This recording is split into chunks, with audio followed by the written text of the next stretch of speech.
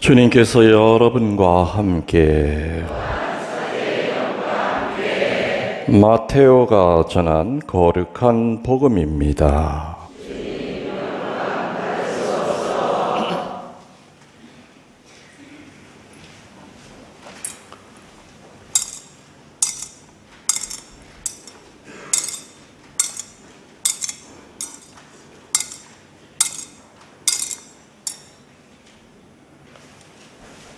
14장 1절에서 12절까지의 말씀입니다.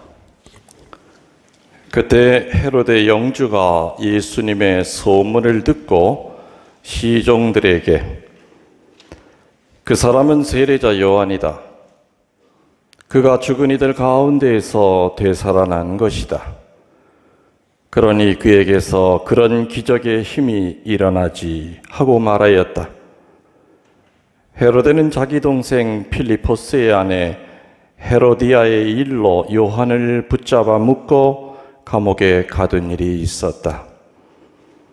요한이 헤로데에게 그 여자를 차지하는 것은 옳지 않습니다 하고 여러 차례 말하였기 때문이다. 헤로데는 요한을 죽이려고 하였으나 군중이 두려웠다. 그들이 요한을 예언자로 여기고 있었기 때문이다. 그런데 마침 헤로데가 생일을 맞이하자 헤로디아의 딸이 손님들 앞에서 춤을 추어 그를 즐겁게 해주었다.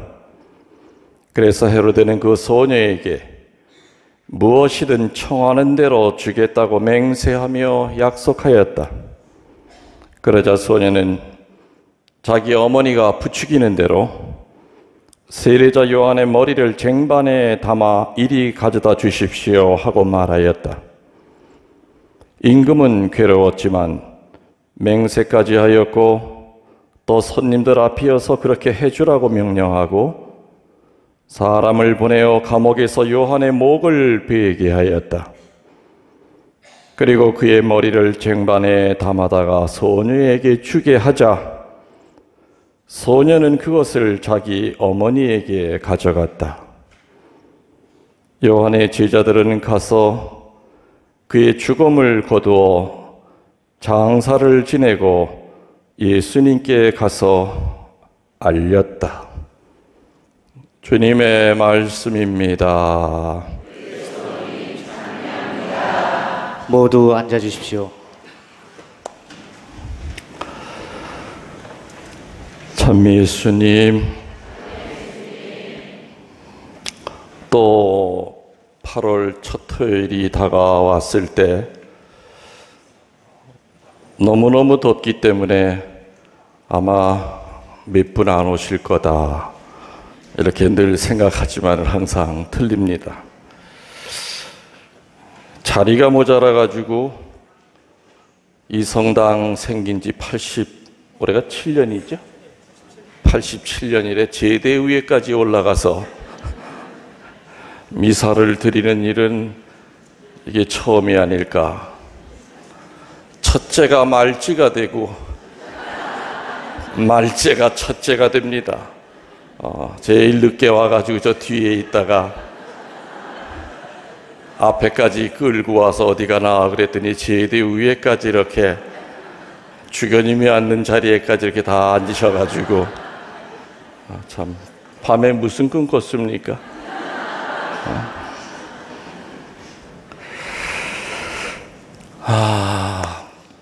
아까 우리 성모님께 노래할 때 자꾸 분심이 들었어요. 아베 아베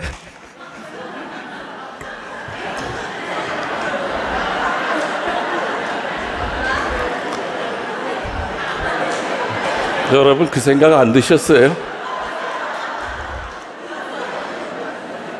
처음에는 분심이 들다가 성모님께서 아베 수상에게 아베 수상 마음 좀 고치게 해줘서 좀 착한 마음 좀 먹게 해달라. 그래서 내가 생각을 바꿨죠. 아니 묵지기도 하는데 왜 아베가 자꾸 나와. 아베 세상에 나 혼자 그 생각을 했네. 이 많은 사람들 가운데서. 근데 듣고 보니까 그렇죠. 물론 이제 라틴어로 글자는 다르지만은 아무튼 다시 서로 상생의 관계가 돼야 되겠죠. 가장 가까운 이웃 나라고. 오늘 이 자리에 뭐 일본 분도 이 자리에 내가 알기로 두 분이 앉아 계신 걸로 압니다. 빠지지 않고 매달 찾아오고 계세요. 그러니까 저분들은 참 좀 그럴 거예요. 또 지금 일본에서 일본 사람들 사목하고 있는 내 동생 신부 있잖아요. 그래서 내가 어제도 내가 전화해서 위험하면은 빨리 와. 근데 거기 신자들도 신부님한테 서로 눈치만 보나 봐요. 서로가 속마음을 얘기를 못 한대요. 동생 신부도 하고 싶은 말이 있는데 일본 신자들한테 말 못하고, 또 일본 신자들도 괜히 미안해하는 신자들도 있고, 또 어떤 양반은 아주 또 당당하게 그게 옳은 거라고 지금 이렇게 일을 만들어가는 게, 그래도 본당 신부 앞에서는 대놓고 얘기를 못하겠죠. 그래서 아무튼 저는 그렇게 얘기했어요. 입 조심해라. 지금 일본에 가 있으니까 조심해라. 뭐 저도 미스터 아베 씨에 대해서는 할 말이 많은 사람입니다만은, 뭐 하여튼 오늘 거룩한 날이고 또 은총의 밤이기 때문에 하여튼 성모님 앞에 아베라고 하는 그분 이름이 따라오니까는 자꾸만 이제는 성모님까지 나서셨구나. 우리나라의 평화를 위해서. 그러니까 잘 해결될 겁니다. 그렇죠? 네, 아멘. 맞아요. 자, 사람이 이 세상에 나와서 뭔가 생각하고 느끼기 시작하면서부터 갖고 있는 의문이 세 가지가 있다고 그래요. 3대 의문. 3대 의문. 첫 번째는 산다는 게 도대체 뭐냐? 삶이 바로 뭐냐 하는 것이 첫 번째 의문이에요. 근데 이 삶이 뭐냐 하는 것은 죽을 때가 된 사람은 이미 다 살아봤기 때문에, 그죠? 각자가 다 얘기할 수 있어요. 그래서 뭐 어느 종교에서는 고해다, 행복한 거다, 살아온 체험에 따라서 삶이 무엇이냐에 대한 답은 수억이나 되는 많은 사람들의 그 삶 가운데서 이미 겪었기 때문에 책으로도 나오고, 아무튼 그래요.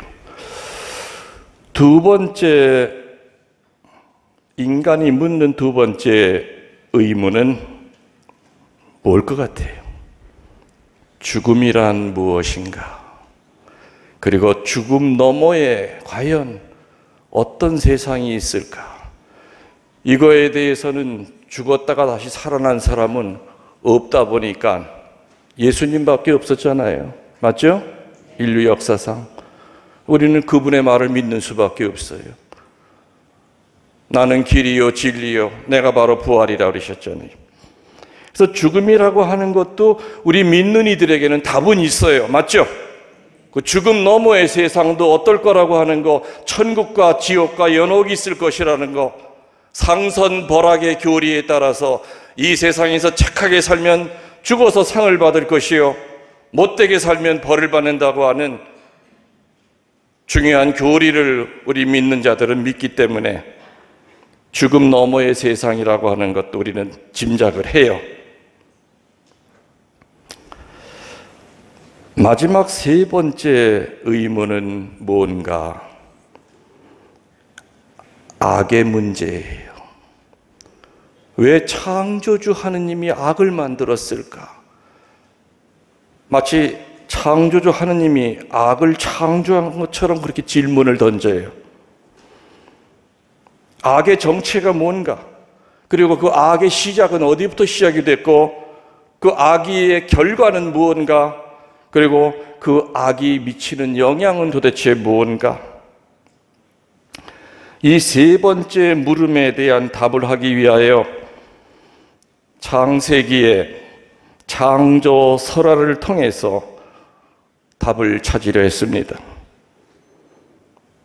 계명을 어기게 만든 어떤 그 존재, 창세기에는 뱀으로 나옵니다. 계명을 어기게 만든 그 어둠의 존재에 의하여 선악과를 따먹고 악이 세상에 퍼지는 이야기가 나옵니다. 그래서 성서는 악하기에 죄를 짓는 것이요, 죄를 졌기 때문에 악해진다고 교훈을 주고 있습니다.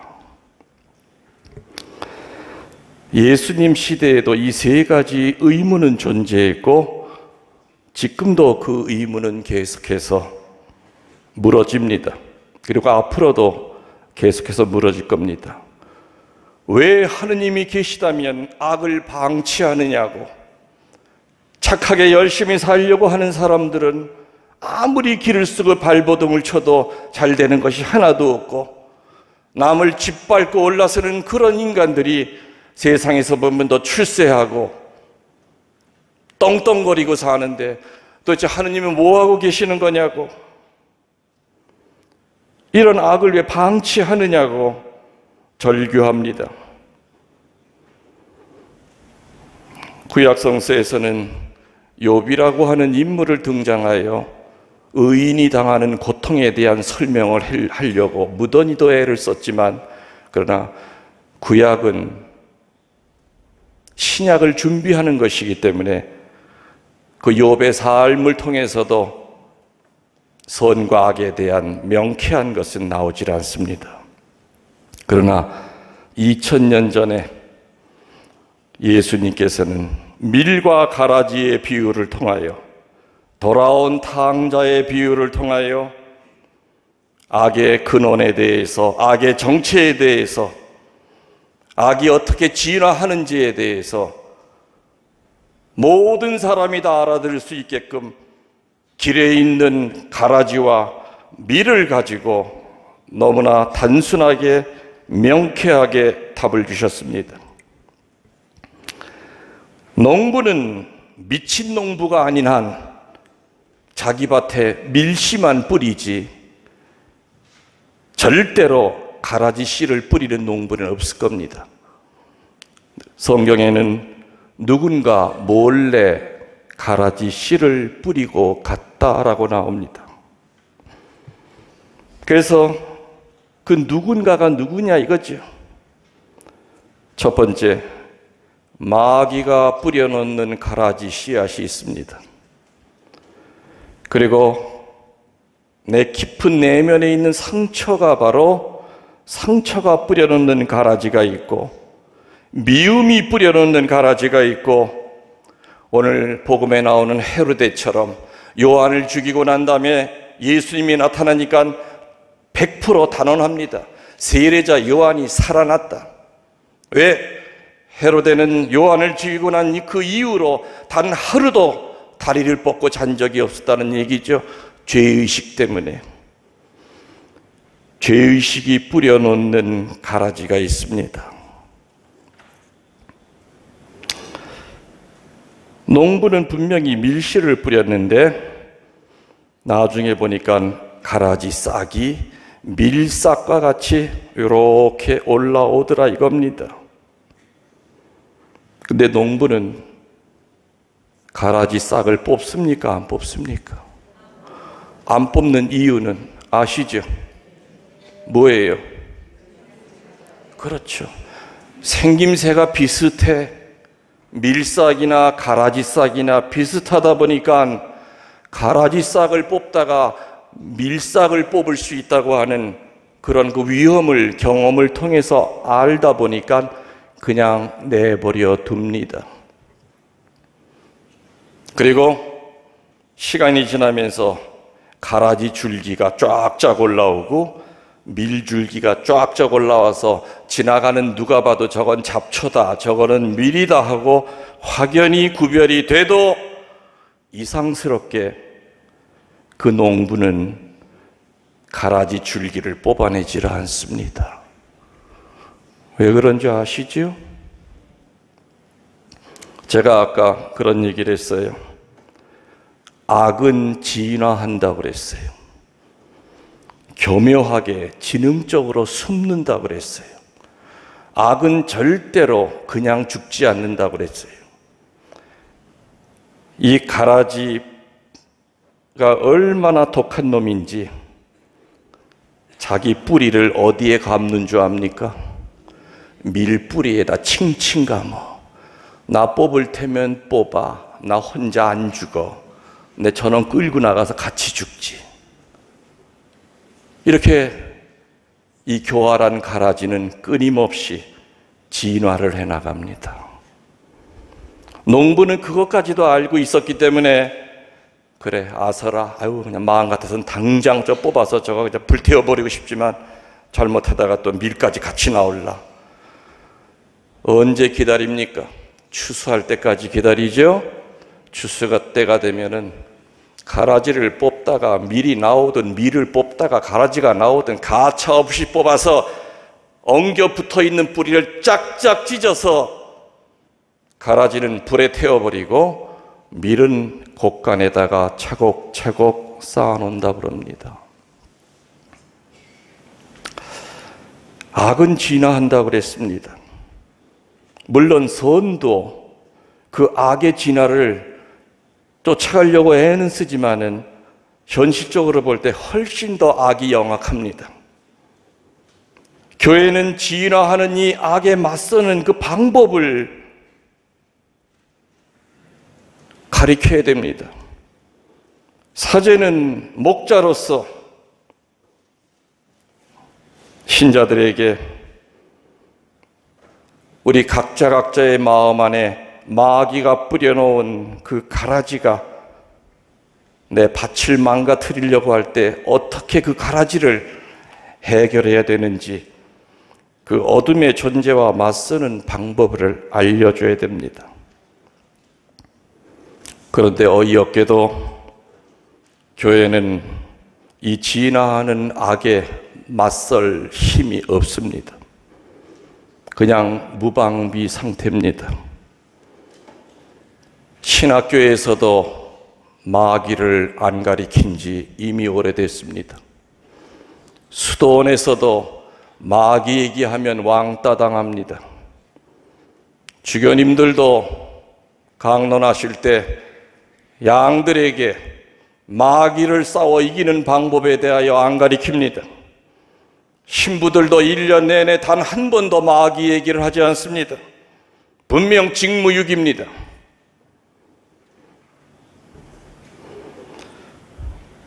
작년에 이어서 올해도 구마 사제가 등장하는 구마 영화가 나옵니다. 물론 그 영화는 저와 밀접하게 관련이 깊습니다. 시나리오도 제가 다 검색을 하고 제가 감수를 합니다. 제가 거기에 관심을 갖고 또 영화 감독들이 저를 찾아와서 도움을 청할 때 저는 그 감독들의 손을 잡고 고맙다고 그랬습니다. 사제들이 해야 될 일을 당신이 하는구나. 여러 해 전에 멜 깁슨이 감독으로 했던 그 유명한 영화 The Passion of Christ라는 영화가 있었습니다. 전 세계에 얼마나 많은 사람들이 그 영화를 보고 눈물을 흘리고 얼마나 감동했습니까? 위대한 감독의 손에 의하여 성령 충만한 영화가 만들어지는 겁니다. 음란에 빠진 감독에 의하여 음란스러운 영화가 만들어지듯이 말입니다. 종교 영화는 굉장히 위험한 영화입니다. 흥행에 성공 안 할 확률이 훨씬 더 많습니다. 그럼에도 불구하고 그 젊은 감독들이 신부님 모델로 뭔가 이렇게 만들어 보고 싶습니다. 시나리오를 좀 감수해 주십시오. 물론 영화이기 때문에 흥행이 돼야 됩니다. 그렇지만 동시에 종교적인 그 선을 넘어가면은 아주 위험해집니다. 그래서 저는 그 경계를 확실하게 가르쳐 줍니다. 여기까지는 그냥 흥행상 여기까지 내지만 요거 넘어가면은 교회로부터 거센 반발을 받을 거니까 요거 이상은 선을 넘지 말아라.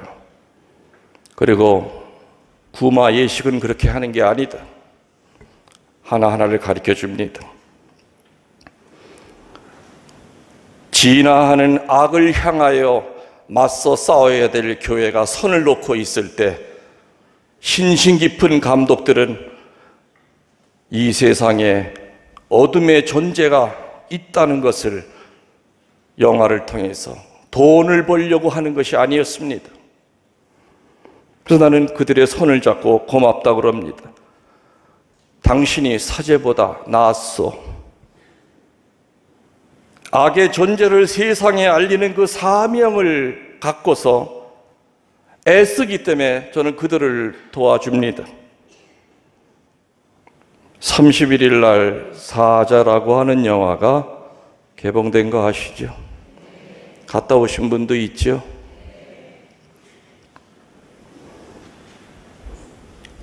안성기 씨가 로마 교황청에서 파견한 구마 사제로 나옵니다. 그리고 박서준이라고 하는 젊은 배우가 기가 센, 그래서 마귀와 싸울 수 있는 그 힘이 넘치는 그 아주 강한 기운을 가진 사람으로 안성기 씨 안신부의 조력자로 등장을 할 겁니다.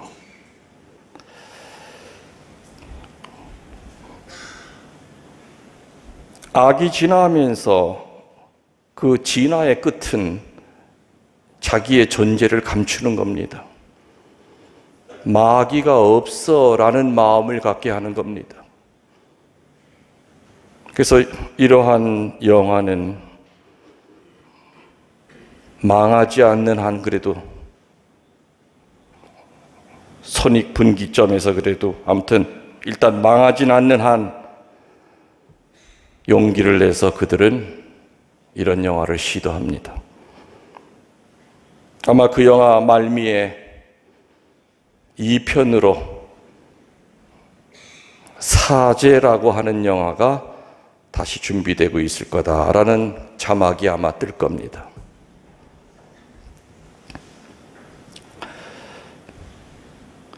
내 영혼과 육신 안에 수도 없이 많은 가라지가 있을 수 있습니다. 내 상처를 가지고 휘두르는 그 어둠의 세력, 내 죄의식을 가지고 마음의 평화와 기쁨을 깨는 그 어둠의 세력, 오늘 복음에 나오는 헤로데는 그 영혼의 밭에 죄책감이라고 하는 가라지가 잔뜩 있던 사람이었습니다. 역사를 놓고 보면은 헤로데는 비참하게 세상을 끝냅니다. 역사적으로 볼 때. 죄책감이라고 하는 가라지로부터 해방되지 못하고 상처로부터 해방되지 못하고 마귀로부터 자유롭지 못할 때는 파멸밖에 없습니다. 어느 누가 내 밭에는 밀만 있습니다 라고 자신 있게 얘기할 사람이 과연 어디 있겠습니까? 저도 자신 없습니다. 밀과 가라지가 내 영혼 안에 같이 섞여 있어도 그래도 끝까지 놓지 않는 것은 하느님은 완전한 나를 사랑하시는 것이 아니라 밀과 가라지가 섞여 있지만은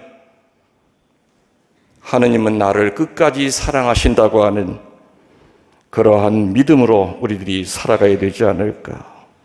다시 말하면 영적인 열등감으로부터 해방이 되어야 됩니다. 돌아온 탕자가 그 후에 어떻게 됐느냐 하는 얘기는 성경에 없습니다. 저는 많은 묵상을 했습니다. 돌아온 탕자는 그 영적 열등감으로부터 해방되지 않으면 분명히 다시 집에서 기어나갈 것이다. 옛날 그 생활로 다시 돌아갈 것이다. 그 탕자가 집에 붙어 있을 수 있는 그 힘은 뭐냐? 형도 나를 미워하고 동네 사람도 나에게 손가락질을 해도 아버지는 나를 사랑하신다고 하는 그 굳은 믿음입니다. 아버지가 나를 사랑한다고 하는 그 믿음은 탕자를 성인으로 만들 겁니다. 우리 영혼 안에 있는 가라지가 이렇게 빛이 강한 쪽으로 찾아올 때마다 나도 모르게 하나씩 하나씩 성령의 불로 태워서 없어진다고 하는 그 믿음을 가집시다. 어떤 일이 있어도 어둠 쪽을 향해 걷지 않고 빛이 강한 쪽으로, 성령이 충만한 곳으로 우리는 찾아와야 됩니다. 노아의 방주입니다. 이곳은. 이 노아의 방주에는 어떤 거센 폭풍이 몰아치고 벼락이 쳐도 노아의 방주는 절대 침몰하지 않습니다.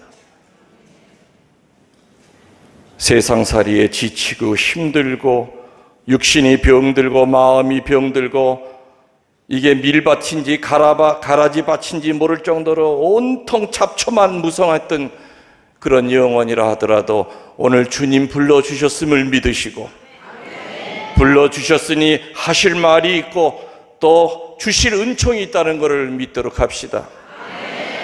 그리고 이 은총의 밤이 끝나는 그 순간까지 겸손한 마음으로 오늘 밤을 봉헌하도록 합시다. 아멘.